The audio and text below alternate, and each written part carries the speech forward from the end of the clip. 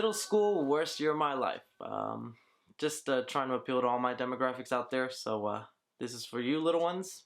So middle school, worst year of my life centers around a kid named Rafe Cachadorian. And Rafe Cachadorian is a bit of a troublemaker. He's been hopping around from middle school to middle school because he cannot follow the guidelines within each school. However, even though he is a bit of a troublemaker, he is also a creative mind. He carries around a journal where he does all these drawings of different creatures, animals, and cartoons. Some that he draws from real life experiences and some that he just makes up in his head. Eventually, all this troublemaking lands him in a school where actor Andrew Daly is the principal. And at this particular middle school, Principal Dwight is a bit of a stickler when it comes to the rules. He has a long list of rules that he follows to a T, making this middle school the worst experience little Rafe Cachadorian has ever had in his life. And because of these harsh rules, little Cachadorian makes it his vendetta to go out and break every single one of the rules in the rule book in the most creative and unrealistic way possible. That's all I'll pretty much say without giving any spoilers to you guys. This is a spoiler-free review. I'm just going to tell you what I liked about the film, what I didn't like, hit you with a rating system just like this one, let you know if you should see it in the cinema, rent it, or maybe just avoid the film completely.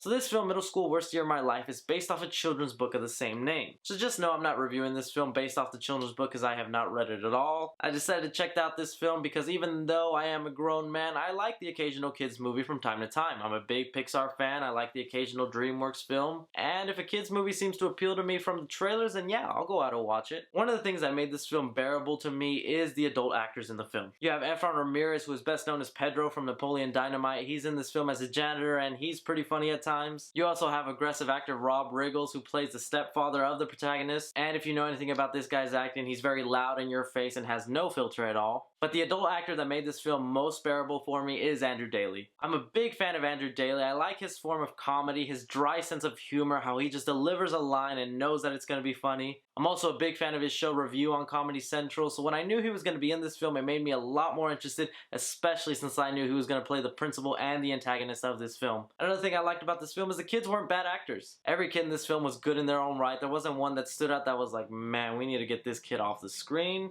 They delivered their lines as best they could with the material they were given, and they just rode that line of being, I'm not annoying. So that has to be a positive in some ways. Another positive I can give you is towards the end of the film, they really hit you with this bomb of a twist. And when this bomb is dropped in the film, it really will bring your level of enjoyment to the film just a little higher. Or it could exactly the same way bring it down. It was just something I didn't expect the film to do, and so when it did happen, it made the film just that much more bearable. There's three words I can best describe this film, and that's bearable, cliche, and cringy. Another negative I'm also going to give the film that's sort of a big one is a lot of the jokes in the film do not land at all. Even with some of the adult actors that I mentioned I really liked in this film. Even though they were really funny to me and they made this film bearable, a lot of the jokes did not land and it had the audience in silence a lot of times. There were times where I felt embarrassed watching this movie, not because I'm watching a children's movie, but just the way some jokes were delivered and lines from the kids were delivered, which I know isn't their fault, that's just what they have to read off a script. Also, a lot of the things that happen in this film are just very unrealistic that there's no way a child can do in this film. And maybe that level of exaggeration is just for the kids to use their imagination, but as an adult watching this film, I'm just like, man, Someone needs to arrest this kid. And then sometimes in the film you'll have random scenes that don't feel like they belong. One scene in particular that isn't a spoiler, but when you watch the film you'll see what I mean. When the fire alarm goes off and then the colored water comes out, tell me the film didn't just turn into a music video and had a random underage girl dancing provocatively. It was a little uncomfortable to watch. But maybe that's just my adult mind catching all these little negatives that were meant for children to go unnoticed when they watch this film. My honest age demographic for kids who will actually like this film is 10 or under. If you're over the age of 10, you're going to find this film childish, not funny, and just lame. But if you're under 10 years old, you're going to have a good time. This might even add to your nostalgia train to where somewhere in the future where you're my age, you'll go, I really liked that film as a kid.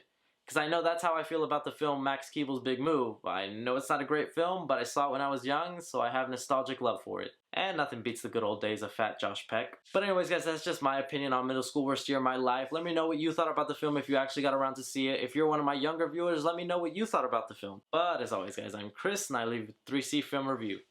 Take care.